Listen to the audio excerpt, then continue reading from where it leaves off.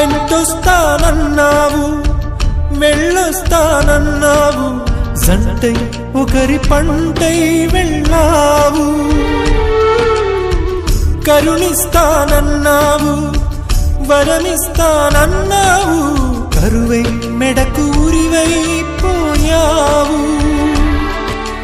దేవతలోనూ ద్రోహం ఉందని తేలిపావు, దీపం కూడా దహిస్తుందని తేల్చావు. ఎవరిని నమ్మాలి నన్ను తప్ప, ఎవరిని నిందించాలి నిన్ను తప్ప. నువ్వంటే ప్రాణమని, నీతోనే లోకమని, నీ తోడే లేకుంటే బ్రతికేది ఎందుకని ఎవరికి చెప్పుకోను.